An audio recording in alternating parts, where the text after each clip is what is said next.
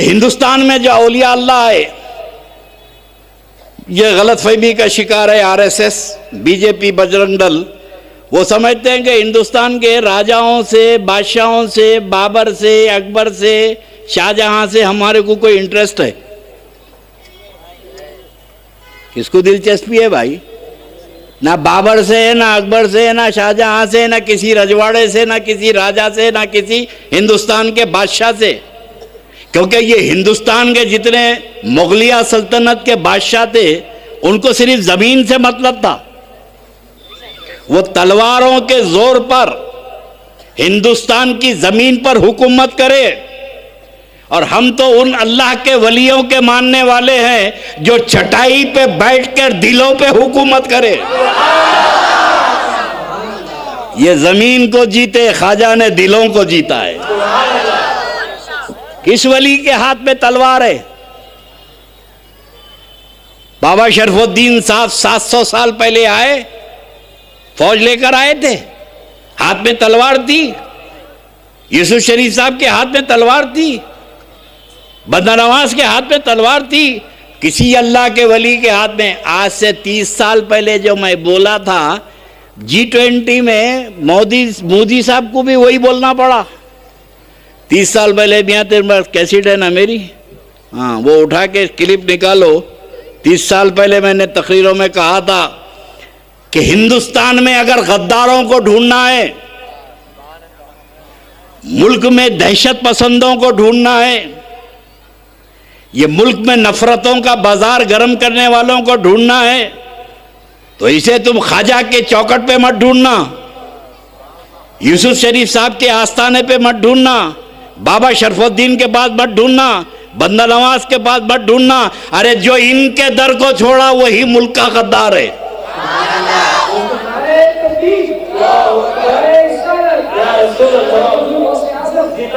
जिसके घर पे गौसे आजम का झंडा है वो हिंदुस्तान का गद्दार नहीं हो सकता। भाई झंडा गाड़ना इस बात की दलील है, जाना कहीं नहीं है, रहना यही है। भाई झंडा चढ़ा के हम, झंडा चढ़ा के हम ऐलान कर रहे हैं कि हमको कहीं जाना ही नहीं है, हमने तो झंडे गाड़ दिए हैं। बोल, अरे जो गौस के झंडे का एहतराम नहीं करता वो तिरंगे का क्या करेगा?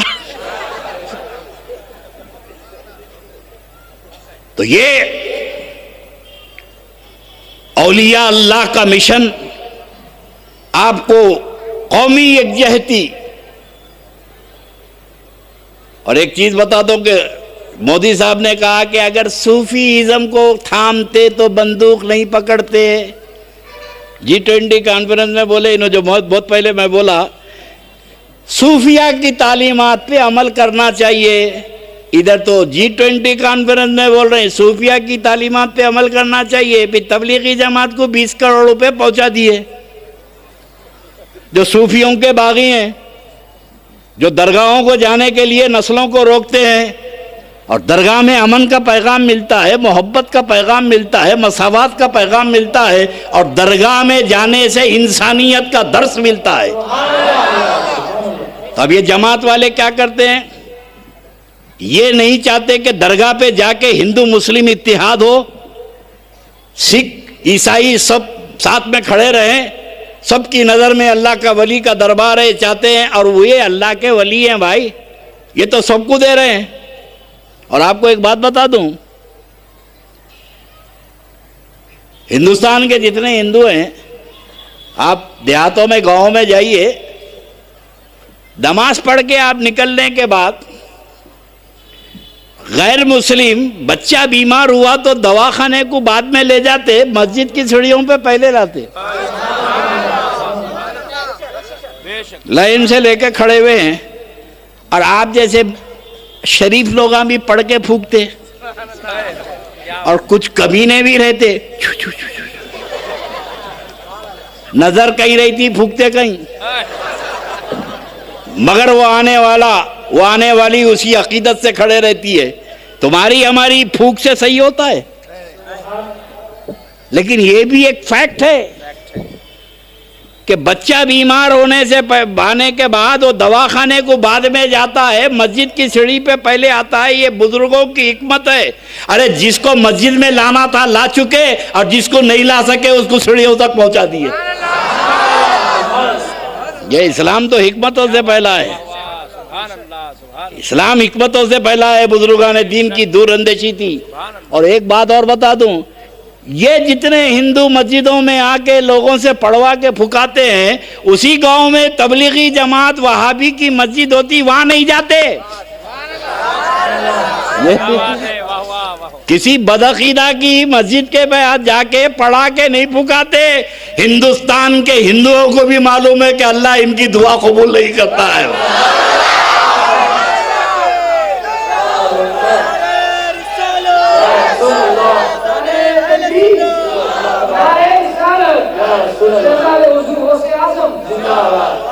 अब हुकूमत एक तरफ तो मुल्क में दहशत पसंदी, और एक बात बता दो नौजवानों, खुदा की कसम हिंदुस्तान के मुसलमानों को ना बाबर पे नाज है ना अकबर पे नाज है। ये हिंदुस्तान के बादशाह तलवारों पे हुकूमत करे, इनके मकबरे अय्याशी के अड्डे बन गए। इनके मकबरे अय्याशी के अड्डे बन गए। और जो औलिया अल्लाह दिलों पर हुकूमत करे, उनके आस्थाने जो है अकीदत के मरकज बन गए।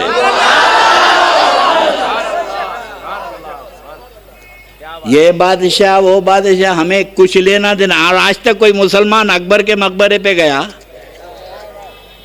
बाबर के बाजार पे गया, अरे हमारा लेना ना देना। बमा डालने वाले अगर जाके इनके गुम्बदों पे बम डाल दो, हमको क्या लेना देना।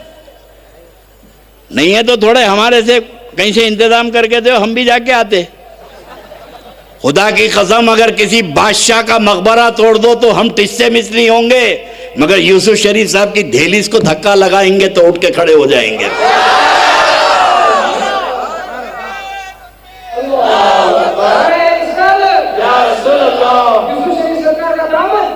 ये औलिया अल्लाह, ये औलिया अल्लाह का मिशन है। और यही औलिया अल्लाह का मिशन। और भी सुनो, अल्लाह के रसूल अलैहिस्सलाम ने क्या खूब फरमाया था। मेरे आका ने एक दफ़ा, मेरे आका रसूल पाक अलैहिस्सलाम ने इधर बताया हिंदुस्तान की तरफ देख के, मेरे नबी ने फरमाया इधर से मुझे ठंडी हवा आ रही है। हिंदुस्तान की तरफ देख के फरमाया कि इधर से मुझे ठंडी हवा आ रही है। मेरे आका अलैहिस्सलाम ने हिंदुस्तान से ठंडी हवा की बात की थी तो 1200 साल से वारिसान रसूल, आशिकान रसूल, औलियाए रसूल, औलियाए दीन रसूल हिंदुस्तान की तरफ आते रहे कि या रसूल अल्लाह, आपने फरमाया था यहाँ की हवा ठंडी है, आपकी जात की कसम हिंदुस्तान की हवा को कभी हम गर्म होने नहीं देंगे। जब कभी अगर कोई फिरका परस्त ताकत इस मुल्क को गर्म करने की कोशिश करेगा तो औलिया के आशिकीन यहाँ की हवा को ठंडी रखेंगे। हम तो हवा को ठंडी रखने वाले हैं। 20 करोड़ रुपए दे दिए आप, 75,000 आदमी जमा नहीं हुए। अच्छा, जो मजमा था वो 10 रुपए चिकन की बिरयानी, 10 रुपए मटन की बिरयानी, वो ज्यादातर मजमा वो था। लेकिन मैं हुकूमत से पूछता हूं कि तुमने 20 करोड़ रुपए तो मुसलमानों के वो उनको तो दे दिया, यहां तुमने कितना दिया? अगर मुसलमानों से तुमको मोहब्बत है तो वहां दे रहे थे 20 करोड़, तो यहां 20,000 देते। फिरका परस्तों को तो तुम पालते हो, मुल्क में दहशत पसंदी करने वालों को फीडिंग तुम करते हो। याद रखना, तबलीगी जब तरक्की करता है तो जमात इस्लामी में जाता है, और जमात इस्लामी जब तरक्की करता है तो सलफी बनता है, और सलफी जब तरक्की करता है तो दाइश बनता है।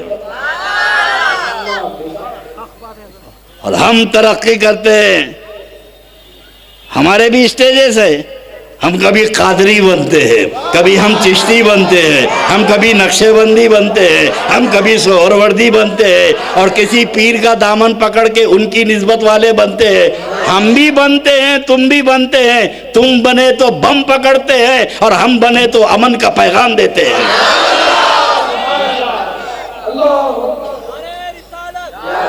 मैं आज के इस अजीम उश्शान इज्तिमा से एक मैसेज देना चाहता हूँ नौजवानों को। हमारी सफ़ों में कुछ शरपसंद घुक रहे हैं।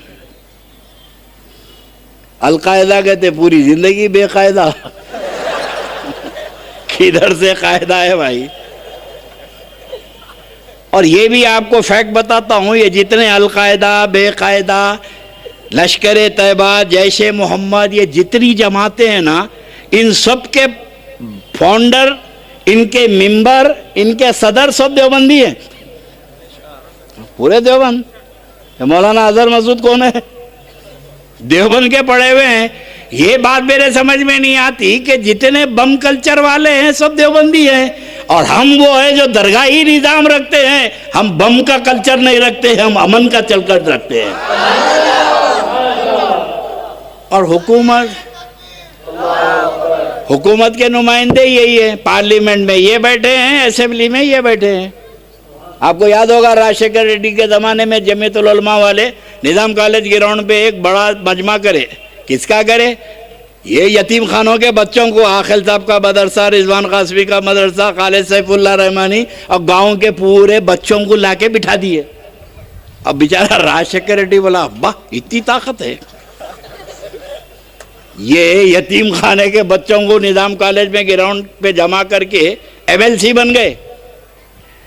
हुकूमत को निज़ाम कॉलेज के ग्राउंड का मजमा नजर आता है, ख्वाजा का दर्जा नजर नहीं आता, बाबा शरफुद्दीन का मजमा नजर नहीं आता, यूसुफ शरीफ साहब का मजमा। अरे ये करोड़ों रुपए खर्च करके बुलाते हैं और सुन्नी करोड़ों खर्च करके जाते हैं।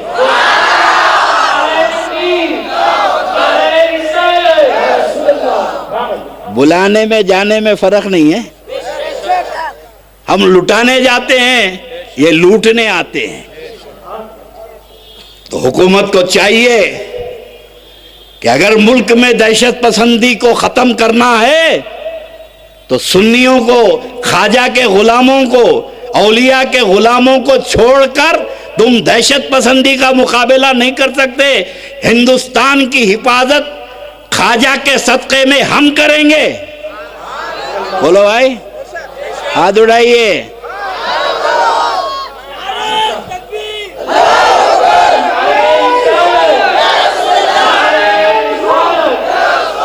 तुम क्या दहशत पसंदी का मुकाबला करेंगे? हम मुकाबला करेंगे। अब ये पाकिस्तान से क्या डरा रहे हैं यार? उन्हें खुद नहीं संभला हुआ है। कहेगा पाकिस्तान, कहाँ का पाकिस्तान? किसको दिलचस्पी है? खुदा की कसम, हिंदुस्तान में जो सिक्योरिटी है दुनिया में कहीं नहीं है। सच्ची बात बोलो। सऊदी अरब में कर सकते ये बैठ के? इस्लामी मुल्क है, जमा हो के बताओ ना 10। अरे ये तो बेहूदे सलात तो सलाम पढ़ने नहीं दे रही, तो जलसा करने कब देंगे? 12 रबीउल अव्वल शरीफ को देखो आप टीवी के ऊपर, जहां से या नबी सलाम होते, इधर से पुलिस, उधर से पुलिस, मार भगा भगा। अरे क्या भाई, नबी के गुलाम नबी पे सलाम पढ़ना चाह रहे हैं, ये सलाम को बर्दाश्त नहीं करते हैं। ये तो आजकल इंटरनेट इतना आम हो गया कि करंट आता है वहां से। सरकार के रोजे की तरफ खड़े हुए हैं, हाथ लेके, अजय है जी उधर, अल्लाह उधर। अरे बड़े बड़े आलिम है भाई, पलटा के बोल रहा अल्लाह उधर। बोला आज मालूम है अल्लाह इधर है। सऊदियों का अल्लाह इधर है। सरकार के रोजे की तरफ रुख करने नहीं देता, पीट करो पीट करो। तो मैंने एक सऊदी से पूछा, तेरा इमाम नमाज पढ़ाते क्यों पलट जाता? टीवी पे देखो ना, पलट जाता, पलट के नमाजियों की तरफ चेहरा कर लेता। टीवी पे देखो आप, सलाम फेरते ही नमाजियों की तरफ पीठ नहीं करता उन्हें। नमाजियों की तरफ फेस कर देता। तो मैंने पूछा ये कहीं को पलटता? बोले सुन्नत है। बोला हिकमत क्या है इसमें? मैं तो सुन्नत तो बोल दिया, मगर राज क्या है? तो बोला कि इकराम मुसल्ली, मुसल्लियों का एहतराम है कि नमाज पढ़ाने के बाद अब नमाजी की तरफ, नमाज पढ़ने वाले की तरफ इमाम पीठ नहीं कर सकता। ये रेस्पेक्ट ऑफ मुसल्ली है, नमाजियों का एहतराम है। अरे बोला अरे अकल के अंधे, नमाजियों का एहतराम कर रहा तो नमाजियों की तरफ पीठ नहीं कर रहा। अरे जिनके सदक़े में नमाज मिली उनकी तरफ कैसे पीठ कर रहा है?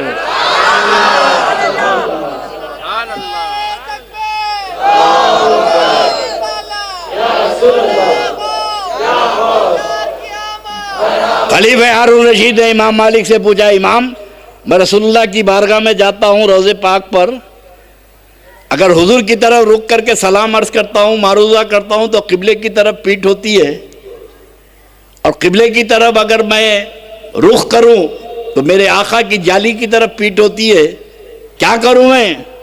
तो इमाम मालिक ने कहा कि अमीरुल मोमिनीन, भीख मांगने को जा रहे हो तो दरवाजे की तरफ रुख करते या पीठ करते?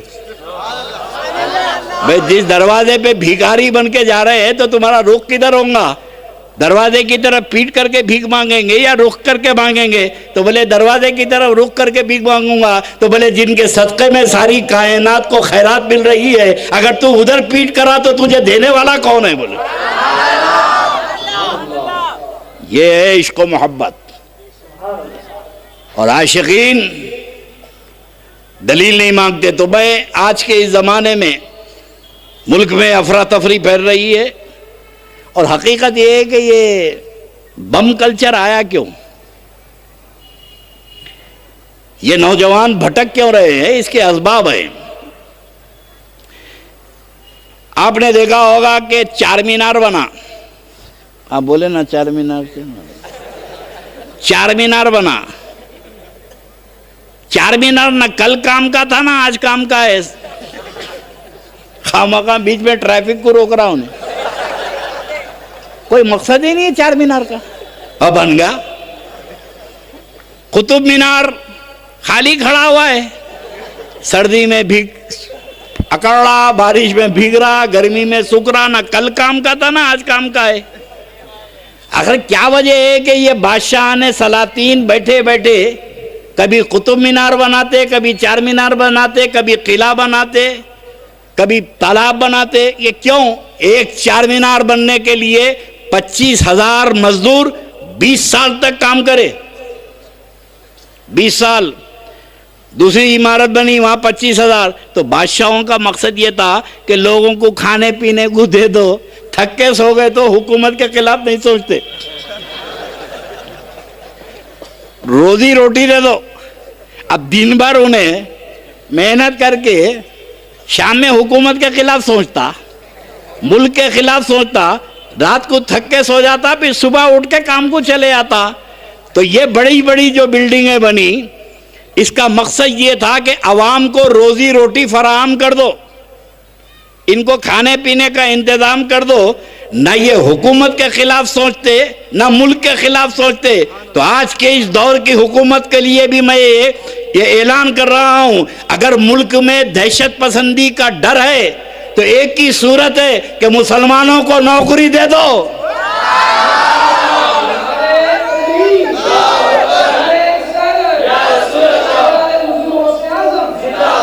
मोदी साहब परेशान होने की जरूरत नहीं, बैंकों को इत्तला कर दो कि 0% पे लोन दे दो। अब इन्हें खुद कारोबार लगा लेके बैठेगा तो इसको टाइम ही कहाँ है हुकूमत के खिलाफ सोचने का। बेरोजगारी ये इफलास आदमी को मुजरिम बनाता है। मुजरिम आदमी उस वक्त बनता है जब खाने पीने के लाले पड़ जाते हैं। तो ये करोड़ों रुपए की बजट, करोड़ों रुपए का खर्चा मत करो, मुसलमानों को रोजी रोटी दे दो, इनको नौकरी दे दो, इनको रोजगार से लगा दो, इनको लोन दे दो।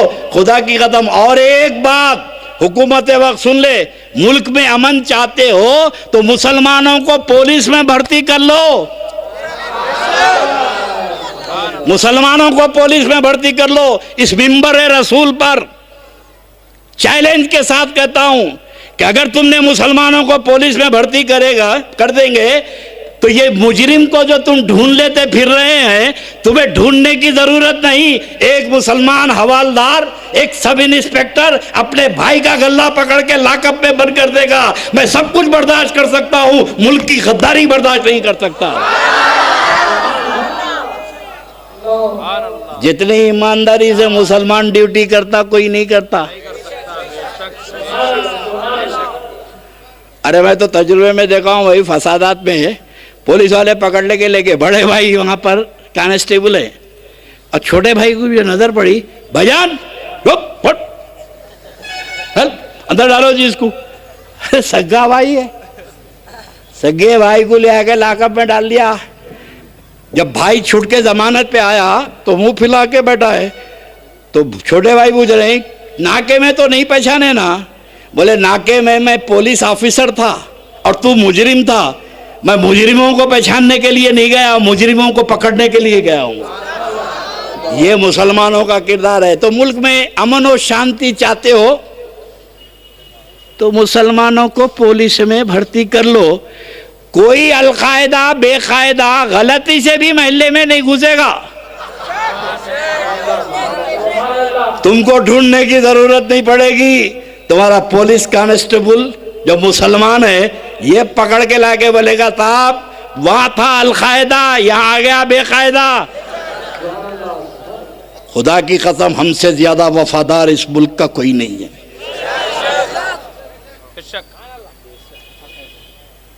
अब ये मत डराओ कि इन्हों आ गए तो खत्म हो जाएंगे, उन्हों कहाँ खत्म होते यार, हमको खत्म करते।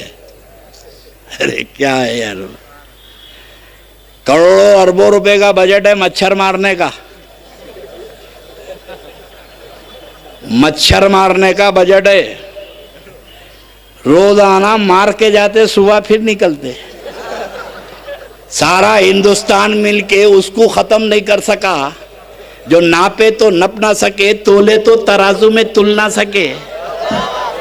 पूरे हिंदुस्तान के करोड़ों रुपए खर्च करके मच्छर को खत्म नहीं कर सके तो ये 5 फीट के मियाँ भाई को कौन खत्म कर देगा?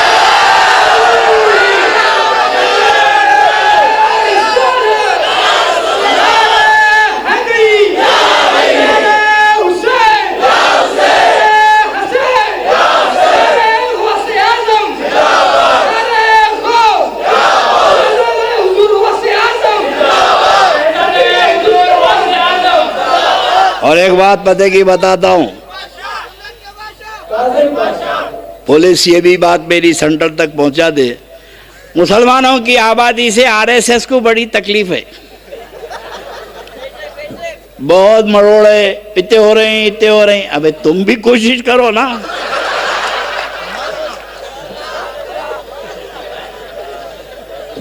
मगर तुम कुछ भी करे तो नहीं हो रहे हैं, यहां घूर के देखे तो हो जाते। अल्लाह ताला ने कुछ बरकतें रखी है, लेकिन एक चीज याद रखो कि हिंदुस्तान में अगर इनको मशवरा दे रहा हूं, हुकूमत को मशवरा, आरएसएस वालों को, हुकूमत को नहीं, आरएसएस वालों को, कि हिंदुस्तान में अगर मुसलमानों की आबादी खत्म करना है तो एक ही सूरत है, तुम फसादात बंद कर दो। क्या फसाद बंद कर दो, आबादी खुद ब खुद रुक जाएंगी। आप बोलेंगे फसाद से आबादी बढ़ने का क्या ताल्लुक है? बड़ा ताल्लुक है। बकरी साल को एक बच्चा देती और सुअर साल को 36 बच्चे देता। 2 लाख सुअर कहीं देखे, 50,000 सुअर कहीं देखे, और करोड़ों की तादाद में बकरा कट रहा मगर नस्ल खत्म नहीं होती। करोड़ों की तादाद में बकरा कटता मगर नस्ल खत्म नहीं होती, क्योंकि बकरा अल्लाह के नाम पे कटता है, और जो चीज अल्लाह के नाम पे कटती है अल्लाह उसकी नस्ल को मिटने नहीं देता। तुम फसाद में एक को मारोगे तो 12 पैदा होंगे। और ये हिंदुस्तान की तारीख बता रहा हूं, हिंदुस्तान आज़ाद हुआ 1947 में। 47 से लेके अब तक ऑफिशियली जो फसादात की लिस्ट गवर्नमेंट ने शाये की है, 5.5 लाख फसाद हैं। कितने? 5.5 लाख फसाद हैं। ये 65 साल में ऑफिशियली रिकॉर्ड है। हिंदुस्तान आजाद हुआ तो हिंदुस्तान में मुसलमानों की आबादी 6 करोड़ थी। कितनी थी? 6 करोड़। आजादी के बाद फसाद कितने हुए? 5.5 लाख फसाद। 6 करोड़। 5.5 लाख फसाद के बाद 30 करोड़। भाई इतने फसादात के बाद तो खत्म हो जाना चाहिए था, लेकिन इतने फसाद के बाद खत्म नहीं हुए। एक जगह एक को मारे घर में 12 पैदा हो गए। अब हिंदुस्तान में आजादी आरएसएस वाले खत्म करना चाहते हैं, फसादात रोक दो, मुल्क में फसाद बंद, आबादी कम। मैं मौलाना अहमद नक्शबंदी के तवस्सुत से हुकूमत तक पैगाम पहुंचाता हूं कि सुन्नियों पे भरोसा करो, गौसो ख्वाजा के गुलामों पे। जब वक्त बुरा पड़ेगा हिंदुस्तान में तो ना मल्ला पल्ली काम आएगा, ना दारुशफा काम आएगा, ना चिराग अली काम आएगा, ये सब अली के गुलाम काम आएंगे।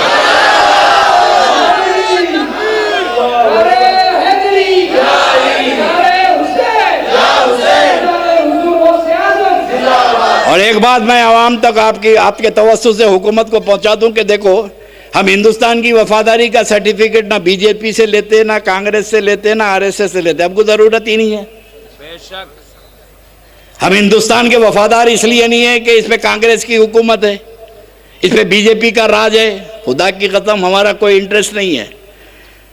हम हिंदुस्तान की वफादारी ख्वाजा के वास्ते करते हैं। इन औलिया अल्लाह की सूरत से हिंदुस्तान के वफादार हैं। कल मैदान महशर में गरीब नवाज अगर पूछ ले कि जिस मुल्क की तकदीर को मैं संवारने आया था, मेरे गुलामों इसको तुमने बिगड़ने कैसे दिया, तो हम क्या जवाब देंगे? तो हिंदुस्तान की वफादारी, हिंदुस्तान के ये सुन्नी मुसलमान इसलिए वफादार है कि हम ख्वाजा के वफादार हैं, हम औलिया के वफादार हैं। और जो वली का वफादार होता है वो मुल्क का गद्दार नहीं हो सकता। गवर्नमेंट को चाहिए वो 20 करोड़ वहां दिए, एक 20 लाख सुबह पहुंचा दो। ये क्या बात है भाई? जो दहशत पसंदों को पाल रहे हैं उनको तो 20 करोड़ रुपए दे दिए, और जो दहशत पसंदों का मुकाबला कर रहे हैं उनको 20 रुपए भी नहीं। अहले सुन्नत वल जमात के इज्तिमात का मकसद यही है कि अपनी सफ़ों में मुल्क के गद्दारों को आने मत दो। अगर कोई गलती से कोई भटक गया तो पुलिस को इत्तला कर दो, बेकायदा है ना भाई? पुलिस घरों में कब घुसती? जब मुजरिम नहीं मिलता। बोलो भाई, मुजरिम को आप पनाह देंगे, उसके बाद पुलिस वाले घुस गए थे रात को। कै को घुसते भाई? आप खुद ले आगे मुजरिम को पकड़ा दो कि ये मुल्क का गद्दार है और इस मुल्क में मुझे रहना है, इस मुल्क से मुझे कहीं जाना नहीं है। और खुदा की कसम हिंदुस्तान के दस्तूर ने जो हमको तमानियत दी है, सऊदी अरब में जिद्दे में मेरी बेटी के घर को गया, एक साहब मिलने को आए, मेरे रिश्तेदार, तो मैं दरवाजे पे छोड़ने को गया। घर का दरवाज़ा भाई, यहाँ फ्लैट है, ये दरवाज़ा है। उतनी देर में मेरे दामाद बाहर से आ रहे थे, उन्होंने उतरे, अंदर जाइए अंदर जाइए अंदर जाइए। बोला क्या होगा, कुछ झगड़ा हो गया क्या? और अंदर जाइए। बोला क्यों भाई, इनको छोड़ने खड़ा हूँ। अकामा है क्या? अकामा? बोला वो अकामा अकामा क्या है, पासपोर्ट अंदर है। बोले अरे बोले पकड़ के लेके चले आता हूँ। अगर गाड़ी में से आया तो दरवाजे पे से डाल लेता। आप बोलते पासपोर्ट अंदर है, तो उन्हें बोलता तू कहीं को बाहर है। खुदा की कसम, दहशत की जिंदगी, पैनिक की जिंदगी। रात के 2 बजे तुम चल रहे, तुम्हारा अकामा कोई पूछे हिंदुस्तान में?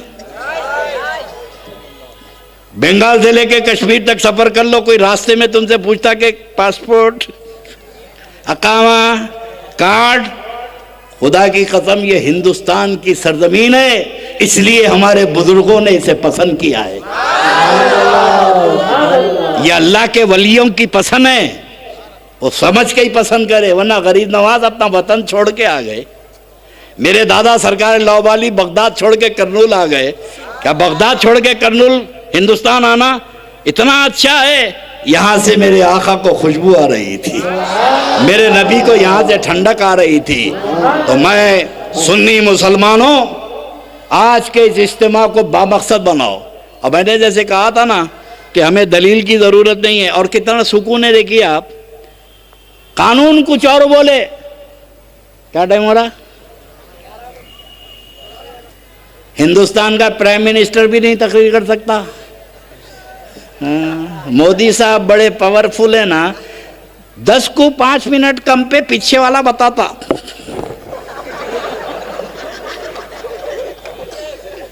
सोनिया गांधी हो, मनमोहन सिंह हो, कोई हो, ऐसा घड़ी बताते तो 5 मिनट कम पे बात खत्म कर लेते।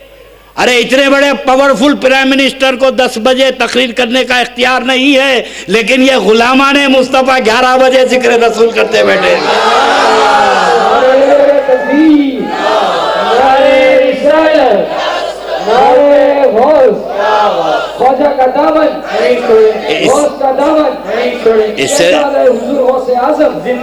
इससे ज्यादा और क्या चाहिए?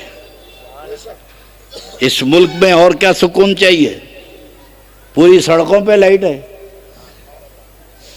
अभी तो बिलाज शरीफ पे दिन है ना, 2 दिन बाकी है, पूरे हैदराबाद जगमगा रहा है। दुबई में लगा सकते, मस्कत में लगा सकते, सऊदी अरब में तो भूले भी नहीं लगा सकते। अरे ये बदनसीब पूरे शहर को रोशन कर दिए, सऊदी मदीने को, मगर एक बल्ब मेरे आका के रोजे पे नहीं लगाई। पूरा शहर रोशनी में है, मगर मेरे आका को रोशनी की क्या जरूरत है? उनकी रोशनी तो सारी कायनात पे फैल रही है। तो ये मगर ये सऊदी बदबख्त ये समझ रहा कि मैं अंधेरे में रख रहा हूं। अरे तू अंधेरे में मेरे आका के रोजे को क्या अंधेरे में रखता है? और बड़ी प्यारी बात बुजुर्गों के तरीके पे मैंने कहा, देखो कुछ चीजें दलील की जरूरत नहीं पड़ती, जो बिला दलील के भी होती हैं। अपनी बात को इख्तिताम की मंजिल पे पहुंचा दूं इनकी बात को। ये हर चीज की दलील मांगते वह भी। पहले ये तो तय कर लो कि कभी किसी वक्त किसी गुमराह जमात और किसी मुल्क के दहशत पसंद का तुम साथ नहीं देंगे। भाई यहां से कहीं जाना है, हिंदुस्तान में रहना है ना, तो कौन ऐसा बदनसीब होगा कि घर को तोड़ लेते बैठा हुआ है? आप घर में सब्बल मारते खड़े रहेंगे, भाग बोले क्या कर रहा रे, मेरा घर है सब्बल मार रहा हूं। नहीं मारते रे, जिस घर में रहते हो उस घर को सब्बल नहीं लगाते। तो ये आप अपने घर को जब नुकसान नहीं पहुंचा सकते तो सारा हिंदुस्तान तो आपका ही घर है, तो इसको आप कैसे नुकसान पहुंचाएंगे? अभी पहुंचा के जाते कहां? सऊदी अरब ले लेता, कोई इस्लामी मुल्क आपको ले लेता, कहीं नहीं लेता। इसलिए हमारे बुजुर्गों ने कहा यहाँ अपने से ज़्यादा वफादार कोई नहीं है। अब ये लोग जो मुल्क की बात करते हैं ना, आरएसएस वाले, हम मुल्क के वफादार है। कहा के वफादार है भाई? जलाए बाद नदी में डाल देते, राख को नदी में डालते नहीं डालते।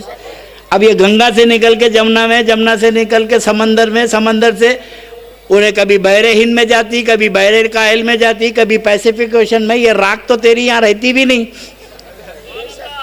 डालने के बाद ये राख तो बहती चले जाती, तुम तो यार ही बाहर। खुदा की कसम मुसलमान जिंदगी भर तो मुल्क की हिफाजत करा, मरने के बाद भी ऐसा लेटा हुआ है देख लेते। बढ़ने के बाद भी नहीं गया, 2 गज जमीन ले लिया।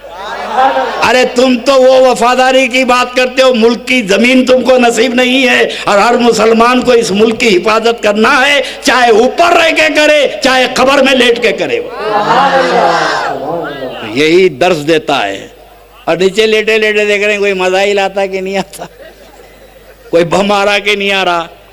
अरे हम करे या ना करे, हमारे औलिया अल्लाह करते हैं।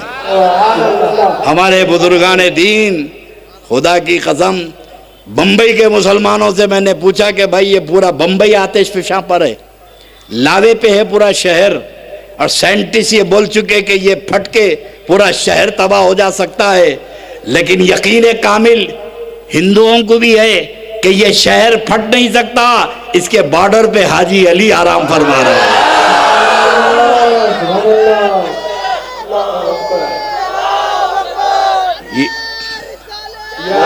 समंदर की निगरानी के लिए हाजी अली बैठे हैं और शहर की निगरानी के लिए मखदूम माहिमी बैठे हैं। ये मेरा अकीदा नहीं, मुशरिकीन का अकीदा है। हमारा अकीदा तो है ही कि औलिया अल्लाह हमारे मुहाफिज हैं। तो मैं अर्ज कर रहा था कि जो दर्स, ठीक है इन्हों हंसी मजाक में बोल दिए, अगर थोड़ा हंसाते हंसाते नहीं रहे तो यूं जा रहा हूँ इधर जा रहा हूँ ये शुरू हो जाता। तो ये स्टाइल है, ये सीखे हुए हैं, आखिर वक्त तक आदमी को बांधे रहना, उन्हें यूं भी नहीं जाना यूं भी नहीं जाना, बैठे रहना। ये मगर इस बात को ये मत समझना कि बात हंसी मजाक की है, यानी यकीनन एक चीज़ मैं आपको बता के अपनी बात ख़त्म कर दूं। देखो, इश्क व मोहब्बत में दलील नहीं होती, और ये आशिकीन है। अब बेला शरीफ का सबूत, 11वीं शरीफ का सबूत, इसका सबूत, उसका सबूत, इसकी ज़रूरत ही नहीं है, हमको सबूत देने की ज़रूरत ही नहीं है। और ये नौजवान क्या करते, खड़े रहते जवाब देने को। आप पे जिम्मेदारी है, अगर कोई जमाती तबलीगी अहले हदीस बोला ये कई को करते, तो आप पे जिम्मेदारी भी नहीं है ना भाई। मस्जिद में नमाज पढ़ा रहे हैं आप, मौलाना अहमद नक्शबंदी, जोहर की नमाज या असर की नमाज पढ़ा रहे हैं, मस्जिद में इमाम है। एक साहब आए वज़ू करते हाउस पे वज़ू कर रहे थे, इनसे भूल हो गई, मगरिब की नमाज पढ़ा रहे थे, खिरत में कोई आयत भूल गए, इंसानी है, बशरी है, तकादा है, कुछ भूल गए पढ़ने में, आगे पीछे कर दिए। तो एक साहब हाउस पे बैठे बैठे लुक़मा दे दिए, उन्होंने वज़ू करते करते लुक़मा दे दिए। अब मौलाना अहमद नक्शबंदी जो पीछे से आवाज़ सुने तो पलट के तो देखे नहीं लुक़मा कहाँ से हो रहा, इन्होंने लुक़मा ले लिए। नमाज ख़त्म हुई, बात दूसरे साहब बोले मौलाना आप लुक़मा किसका लिए? तो इन्होंने बोले भाई आवाज़ तो पीछे से आई। बोले पीछे वाली आवाज़ जमात में नहीं थी, जमात से बाहर था इन्हें, है ना भाई। ये लुक़मा देने वाला जमात से बाहर था, जमात में नहीं था। अरे बुलाओ बुलाओ भाई, नमाज नहीं हुई, दोहराना है। तो मैं खड़े रह के पूछा कई को दोहराना है भाई? बोले उन्हें लुक़मा दे दिया। अरे हो भाई दिया ना, तुम गलती करे बोला उन्हें। बोले उसको इख्तियार ही नहीं है बोलने का। बोला क्यों? बोले जमात से बाहर है उन्हें। अरे भाई टोकने वाला अंदर रहे या बाहर रहे उससे क्या फ़र्क पड़ता? बोले नहीं, शरीयत का मसला है, जमात के अंदर का मसला, जमात के बाहर वाला बोल ही नहीं सकता, उसको टोकने का हक नहीं है ना भाई। अगर लुक़मा ले लिया तो जमात नहीं हुई, है ना, मसला शरीयत का। अब 11वीं 12वीं फातिहा झंडे ये अंदर के मसले हैं, ये सुन्नियों के अंदर के मसले हैं। अब अगर कोई अहले हदीस पूछा ये क्यों करते, तो बोला अंदर आ जाओ।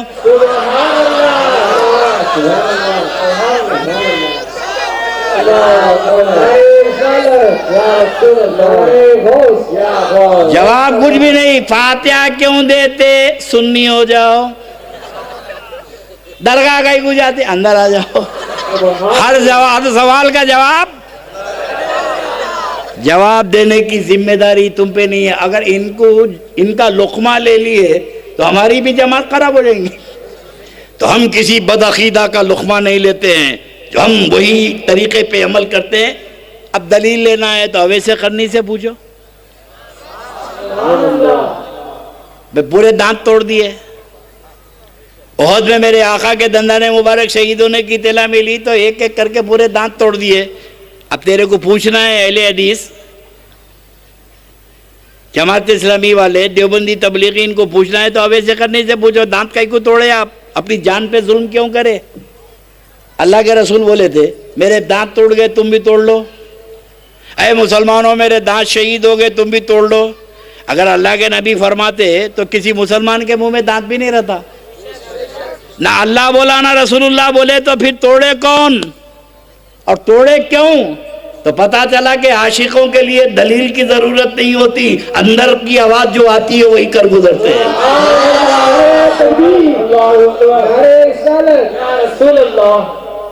ये बड़ा मर्द है इनको बुखारी का। बुखारी से कम पे तो राजी नहीं होते। पाप उम्र में बुखारी कभी देखे नहीं, मगर बात करेगी बुखारी बुखारी। अब बुखारी शरीफ की हदीस सुना के अपनी बात खत्म कर देता हूं। इमाम बुखारी वजू के मसाइल की अहादीस बयान करे। अल्लाह के नबी अलैहिस्सलातु सलाम वजू कैसे करते थे, तो चैप्टर का नाम है किताबुल वजू। क्या है बोलिए? और ये बुखारी शरीफ खोले तो 5वें 6ठे सफ़े पे है ये चैप्टर किताबुल वजू। इमाम बुखारी बता रहे थे अल्लाह के नबी चेहरा कैसा धोते थे, मसा कैसे करते थे, हाथ कैसे धोते थे, पाँव कैसे धोते थे। यही हदीस उसके अंदर है। एक 5-6 हदीसें हैं। उन हदीसों के बीच में इमाम बुखारी एक हदीस लिखते हैं। तवज्जो, चैप्टर क्या है बोलिए? वजू का। वजू का चैप्टर है, मगर इमाम बुखारी एक हदीस नकल करते हैं महमूद बिन रबी की रिवायत से कि अल्लाह के नबी अलैहिस्सलातु सलाम जब वजू फरमाते तो हुजूर थूकते तो सहाबा दौड़ के हाथ में ले लेते। ये बुखारी में सरकार खकार के थूकते तो सहाबा हाथ में ले लेते, और हुजूर कुल्ली करते तो सहाबा पानी नीचे गिरने नहीं देते, वो हाथ में ले लेते और पी लेते। अल्लाह के नबी अलैहिस्सलातु सलाम जब वजू करते तो पैर धोने का वक्त आता तो सहाबा घरों से बर्तन लेके आते और हुजूर के पाँव का पानी धोया हुआ लेते, खुद पीते, घर वालों को पिलाते। ये बेशुमार अहादीस बुखारी में इस उन्वान के तहत है। अब मैं तुमको तुम्हारी फिक्र को आवाज देता हूं। वजू के अहकाम नाजिल हो रहे हैं। अल्लाह के नबी अलैहिस्सलातु सलाम कुरान पाक में जो अहकाम नाजिल है वजू कैसे करना चाहिए, चेहरे को दो, हाथों को दो, ये कुरान नाजिल हो रहा। अहकाम इलाही वजू के मसाइल पे नाजिल हो रहे हैं कि वजू कैसे करना चाहिए। अल्लाह कुरान में नाजिल फरमा रहा, जिब्राइल वही लेके आ रहे हैं। सहाबा की जमात बैठी हुई है। अब ये वहाबी जो है अक्सर बोलते हैं सहाबा के तरीक़े पे अमल करो। भले अक्ल के अंधो, सहाबा के अकीदे पे अमल करो। तरीक़ा तो बहुत बोल लिए, अकीदा मैं बताऊंगा सहाबा का। अल्लाह के नबी अलैहिस्सलातु सलाम वजू फरमा रहे, पाँव का पानी ले लिए। और एक हदीस ये है कि अगर किसी सहाबी को मेरे नबी का थूक मिल जाता तो वो तो चाट लेते, दूसरे को नहीं मिलता तो वो दूसरे सहाबी आके इनके हाथ को लेके चाटते। ये भी बुखारी में है। अब मुझे बताओ, जब अल्लाह कुरान पाक नाजिल कर रहा था तो कुरान की आयत तो कहीं भी नहीं है क्या मुसलमानों मेरे नबी वजू कर रहे हैं, थूक लेके चाट लो, कुल्ली का पानी पी लो, पाँव का पानी पी लो। अल्लाह नहीं बोला, बोलो भाई, कुरान की कोई आयत नहीं। अच्छा, अल्लाह नहीं बोला तो रसूलुल्लाह बोले। अल्लाह के नबी ने फरमाया सहाबी हो इधर आओ, थूक रहा हूं चाट लो, पाँव धो रहा हूं पी लो। अल्लाह नहीं बोला, रसूलुल्लाह सल्लल्लाहु अलैहि वसल्लम नहीं बोले, तो सहाबा करे क्यों? सहाबा को दलील की जरूरत, अहकाम की जरूरत नहीं थी, तो सहाबा ने बता दिया कि इश्क और मोहब्बत में हुक्म का इंतजार नहीं होता, अंदर वाला जो बोला वो कर गुजरते हैं। तो ये आशिकों का मजमा है, हमको दलील की जरूरत नहीं। हम बुजुर्गों के फॉलोवर हैं, अपने मुल्क में इत्तेहाद इत्तेफाक कायम रखे। और ये सदाए इस्लाम की जो तहरीक माशाअल्लाह, थोड़े हो या ज्यादा इससे फर्क नहीं पड़ता। 313,000 पे भारी थे। ये थोड़े ओड़े से कुछ नहीं होता, वो थोड़े ही थे 72 जो है 22,000 का बाजा बजा दिए।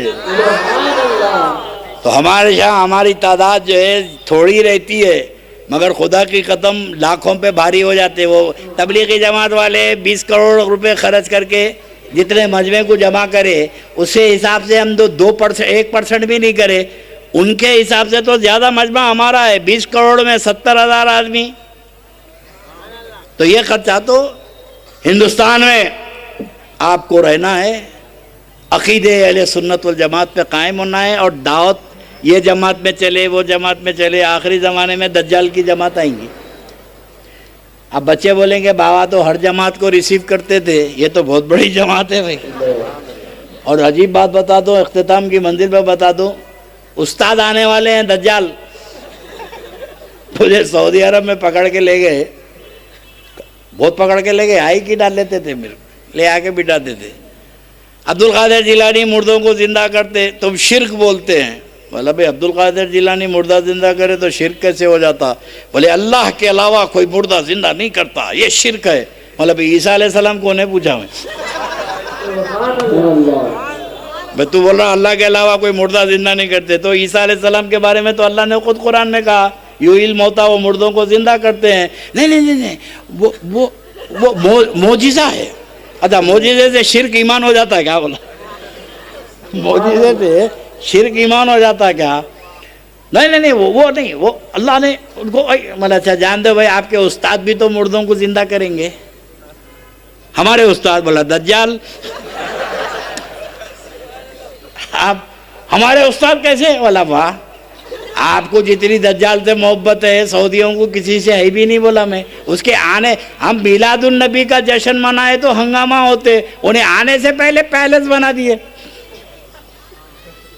ओहद के ऊपर, ओहद के बाजू जो पहाड़ पे पैलेस बनाए, हदीस शरीफ में मेरे आका ने फरमाया कि दज्जाल यहीं पर रुकेगा और यहाँ से आगे बढ़ नहीं सकेगा। और उस मकाम पे इन्होंने पैलेस बना दिया कि आपके आने के बाद बहुत तकलीफ होंगी दज्जाल को, और मिलियंस ऑफ मिलियन डॉलर खर्च करके पैलेस बना दिए। तो मैंने कहा कि आपको तो दज्जाल से इतनी मोहब्बत है, अभी उन्हें आया नहीं, उससे पहले पैलेस बना दिया उसके मकाम के ऊपर, तो आपके उस्ताद भी तो मुर्दों को जिंदा करेंगे। ईसा तो पैगंबर थे, इन्हें कौन है? मरदूद। अरे अकल के अंधे, जब अल्लाह मरदूद को पावर देता है मुर्दों को जिंदा करने का, तो महबूब को कैसे पावर नहीं देगा?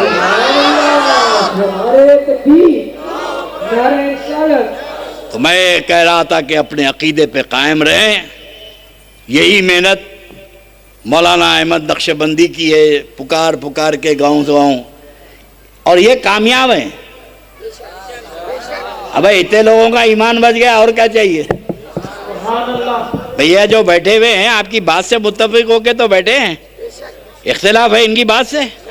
बोलो भाई, एक आदमी हाथ उठा दो इख्तिलाफ है बोल।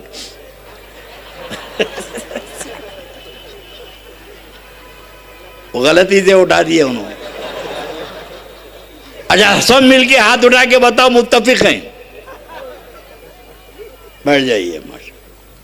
तो मतलब है कि ये मजमा इस बात पर मुत्तफिक है कि तुम जितनी बातें बोले हैं उन बातों से हम मुत्तफिक हैं।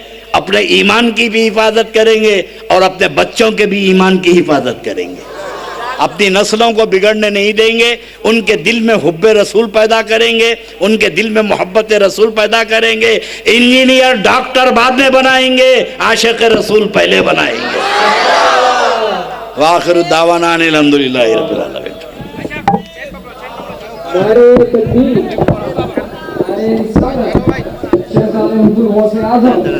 नमाज पढ़िए, नमाज पढ़िए। इंशाअल्लाह सलात होगा, उसके बाद दुआ होगी और फिर नमाज इशा अदा की जाएगी। महमूद सीरीज के पास से अपने डिग्रीज हासिल करते हुए जाए।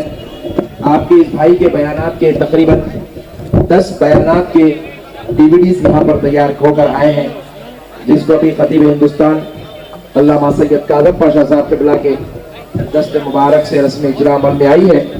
ये 5 डीवीडीज में तकरीबन 10 बयानात है। आप हजरात जाते वक्त महमूद सीरीज से जरूर बजरूर ये बयानात के डीवीडीज हासिल करते हुए जाए। नमाज़ इशा होगी और अब सलातो सलाम के लिए खड़े हो जाए।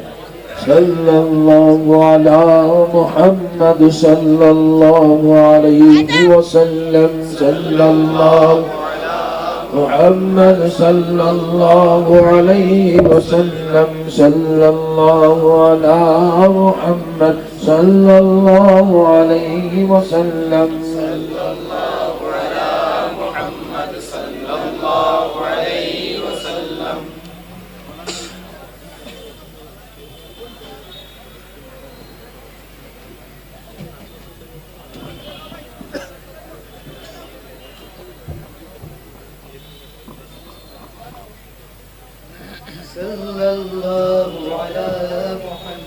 सल्लल्लाहु अलैहि वसल्लम सल्लल्लाहु अला मुहम्मद सल्लल्लाहु अलैहि